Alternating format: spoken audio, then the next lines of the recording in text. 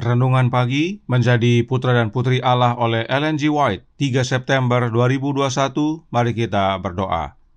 Bapa kami yang di sorga, Allah pencipta langit dan bumi, laut dan segala isinya, Allah yang maha besar, maha kuasa, sumber segalanya, yang kami sembah selalu melalui anak-Mu yang tunggal, Yesus Kristus. Terpujilah Yesus, anak Allah yang maha tinggi, yang adalah pokok anggur yang benar bagi kami. Pada pagi hari ini kami bersyukur boleh bangun dan berbakti, dan sebagaimana membaca dan mendengarkan nasihat firman-Mu, kiranya ini menjadi pembaharuan bagi masing-masing kami. Beserta kami sepanjang perbaktian ini, kehendak-Mu yang jadi. Ampun kami akan dosa dan salah, karena kami berdoa hanya dalam nama anak Allah yang tunggal, Yesus Kristus, yang adalah Tuhan dan Juru Selamat kami. Amin. Renungan hari ini akan dibacakan oleh Ibu Maya Khan. Silahkan Ibu Maya. Selamat pagi untuk kita semua. Bacaan renungan pagi kita pada pagi hari ini, tanggal 3 September tahun 2021, dengan judul Kesetiaan dalam Perkara-perkara Kecil. Ayat inti kita terdapat di dalam Lukas 16 ayat 10. Barang siapa setia dalam perkara-perkara kecil, ia setia juga dalam perkara-perkara besar. Dan barang siapa tidak benar dalam perkara-perkara kecil, ia tidak benar juga dalam perkara-perkara besar. Banyak waktu yang hilang dalam kerinduan untuk melakukan hal-hal yang besar. Beberapa pekerjaan yang mengagumkan, sementara tugas-tugas yang dekat, kalau dilakukan dengan baik, akan membuat hidup harum, hilang dari penglihatan.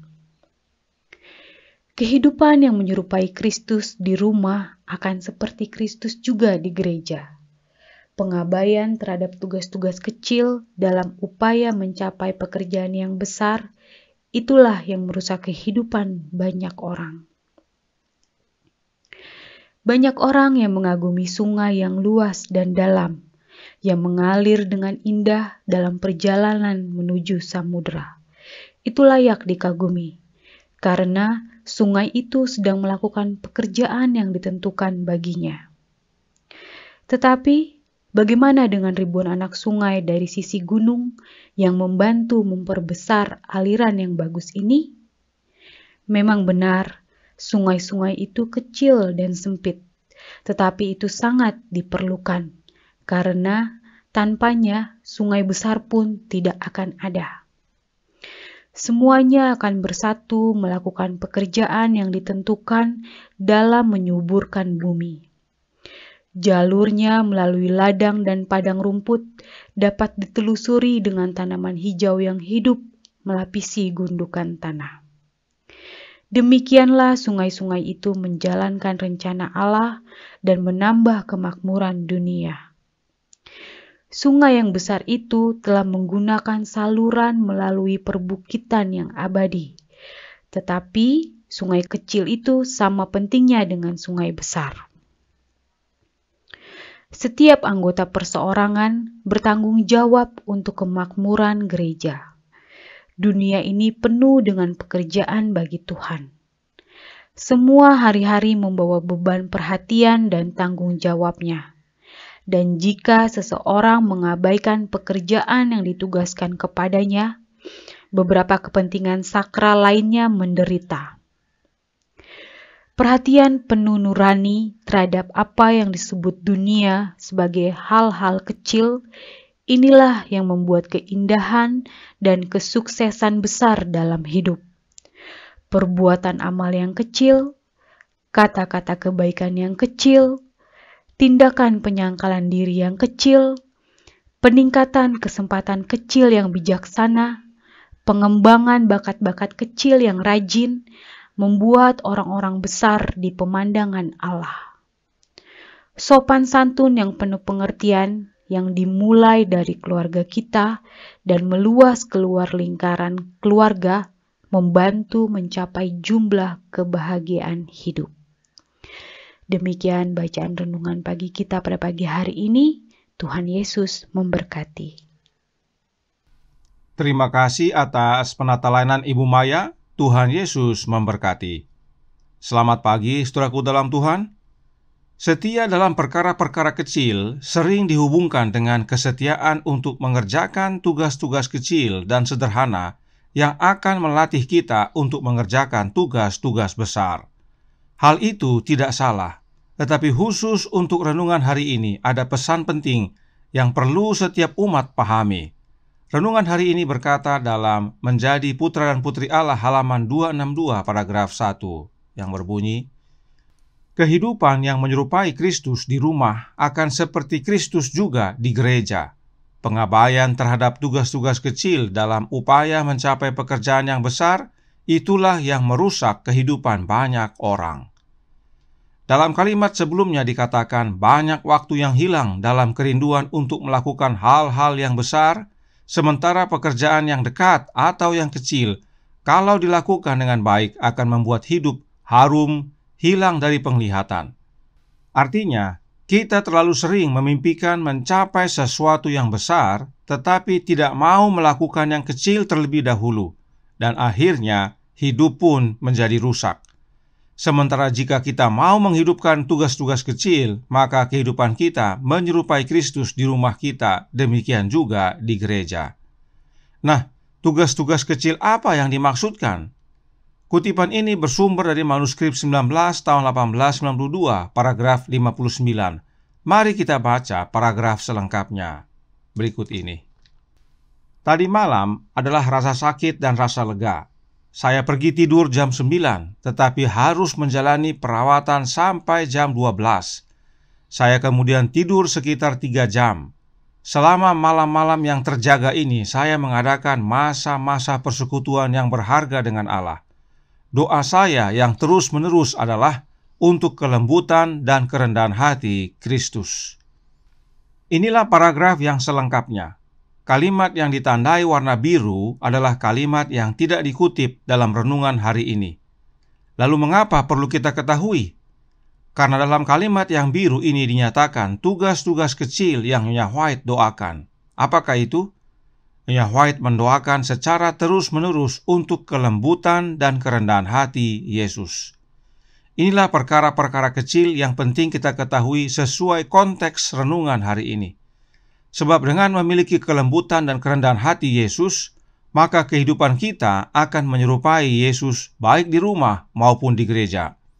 Itu sebabnya dalam paragraf 60 Nyonya White lanjutkan, yang berkata, orang Kristen sejati adalah aroma kehidupan yang menghidupkan karena Kristus tinggal di dalam hati mereka. Mencerminkan gambarnya, mereka adalah anak-anak terang. Kehidupan yang menyerupai Kristus itu bukanlah hasil usaha kita, tetapi karena Kristus tinggal di dalam hati kita, maka kita menjadi orang Kristen yang menebarkan aroma kehidupan. Nah, bagaimana Kristus tinggal dalam hati kita? Kita baca dalam Counsels to Parents, Teachers and Students halaman 223 paragraf 2 yang berkata, ketika Kristus tinggal di dalam hati oleh iman, rohnya menjadi kuasa untuk menyucikan dan menghidupkan jiwa.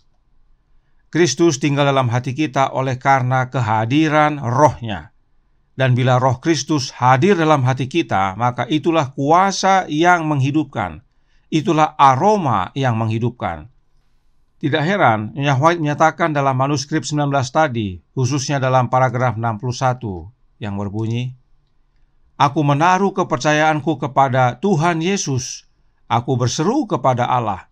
Seperti rusa yang merindukan sungai yang berair, demikianlah jiwaku merindukan Engkau, ya Allah. Mazmur 42 ayat 2. Di sini, di rumah, dalam kesakitan dan penderitaanku, aku harus dipenuhi dengan roh Kristus. Sekarang aku harus menaruh kepercayaanku kepada Tuhan. Kadang-kadang aku tidak dapat melakukan hal lain selain berpegang teguh kepada Yesus, berkata, aku adalah anakmu. Aku percaya padamu. Aku memiliki janjimu. Cukuplah kasih karuniaku bagimu. 2 Korintus 12 ayat 9. Kemudian kelegaan datang, dan aku memuji Tuhan atas kebaikan dan belas kasihannya. Tidak heran Nyonya White berdoa terus-menerus untuk memiliki kelembutan dan kerendahan hati Yesus, agar hidupnya serupa dengan Yesus, dan untuk itu Nyonya White berkata, aku harus dipenuhi dengan Roh Kristus. Sebab dengan menerima Roh Kristus tinggal dalam hati kita, karakter kita diubahkan. Karakter Yesus menggantikan karakter kita. Jubah kebenaran Kristus menggantikan jubah kotor kita. Ini pesan penting bagi setiap umat Allah, khususnya umat gereja Advent, bahwa Nyonya White berkata, aku harus dipenuhi dengan Roh Kristus. Nyonya White tidak minta Allah Roh untuk penuhi hidupnya. Oh tidak. Nyonya White mau Roh Kristus yang penuhi hidupnya. Semua ini Nyonya White tulis tanggal 25 Juni tahun 1892. Nah, besoknya tanggal 26 Juni tahun 1892 Nyonya White lanjutkan dalam paragraf 63 yang berkata, aku senang ketika siang hari datang, karena malam-malam panjang dan melelahkan. Sungguh pemikiran yang luar biasa bahwa Yesus tahu semua tentang rasa sakit dan kesedihan yang kita tanggung. Dalam semua penderitaan kita, Dia menderita. Pada malam tanggal 25 Juni tersebut, Nyonya White berdoa agar dia dipenuhi oleh Roh Kristus. Kemudian pada tanggal 26 Juni, Nyonya White saksikan bahwa Yesus tahu semua rasa sakit dan kesedihan kita, sebab Dia telah mengalaminya terlebih dahulu. Kemudian tanggal 27 Juni tahun 1892, Nyonya White menyatakan hal yang serupa dalam paragraf 64 yang berbunyi, satu malam telah berlalu dan meskipun saya sangat menderita karena gelisah, namun saya memiliki kedamaian yang selalu dibawa oleh kehadiran Yesus. Nyonya White merasakan kedamaian oleh sebab Yesus hadir dalam hidup Nyonya White. Sebab memang Yesus berkata, damai sejahtera kutinggalkan bagimu, damai sejahteraku kuberikan kepadamu. Yohanes 14 ayat 27. Damai sejahtera itu bukan dari Allah Roh, tetapi dari Yesus. Dan inilah pengalaman Nyonya White. Bagaimana dengan kita? Kemudian tanggal 27 Juni, Nyonya White mengutip ayat penting berikut ini yang ditulis dalam paragraf 67 yang berkata, saya sangat tertarik dengan pekerjaan saudara-saudara saya yang melayani. Hati saya turut merasakan dalam bersimpati dengan mereka, dan saya berdoa agar mereka menghormati Tuhan. Inilah hidup yang kekal itu, yaitu bahwa mereka mengenal Engkau satu-satunya Allah yang benar, dan mengenal Yesus Kristus yang telah Engkau utus. Yohanes 17 ayat 3. Kita dapat mengenal Kristus hanya dengan mengasihi dan menurutinya. Kembali fokusnya adalah Yesus Kristus. Satu lagi kita baca yang Nyonya White tulis tanggal 29 Juni tahun 1892, paragraf 68, yang berkata, doa saya saat bangun adalah, Yesus, jagalah anakmu hari ini, bawa aku di bawah perwalianmu, jadikan aku cabang pohon anggur yang hidup dan berbuah yang sehat. Di luar aku, kata Kristus, kamu tidak dapat berbuat apa-apa. Yohanes 15 ayat 5. Di dalam dan melalui Kristus, kita dapat melakukan segala sesuatu. Semakin jelas lagi, Nyonya White mengambil gambaran pokok anggur dalam menjelaskan hubungan Nyonya White dengan Yesus. Nyonya White meminta agar Yesus menjadikan Nyonya White salah satu ranting-rantingnya. Dalam pekabaran tanggal 1 September kemarin dengan jelas dinyatakan bahwa pokok anggur itu adalah Yesus dan kita adalah ranting-rantingnya. Dan saat kita terhubung dengan Yesus, maka kita menerima Roh-Nya, yaitu Roh Kristus, hadir dalam hati kita. Layaknya getah sari pokok anggur mengalir ke dalam ranting-rantingnya. Oleh karena itu, renungan hari ini menyatakan dalam Menjadi Putra dan Putri Allah halaman 262 paragraf 4 yang berbunyi, perbuatan amal yang kecil, kata-kata kebaikan yang kecil, tindakan penyangkalan diri yang kecil, peningkatan kesempatan kecil yang bijaksana, pengembangan bakat-bakat kecil yang rajin, membuat orang-orang besar di pemandangan Allah. Roh Nubuat menyatakan bahwa perbuatan amal, kata-kata kebaikan, penyangkalan diri, kesempatan bijaksana, dan bakat-bakat adalah hal-hal yang kecil, namun itulah yang membuat orang menjadi besar di hadapan Allah. Bagaimana caranya untuk memiliki perkara-perkara yang kecil ini?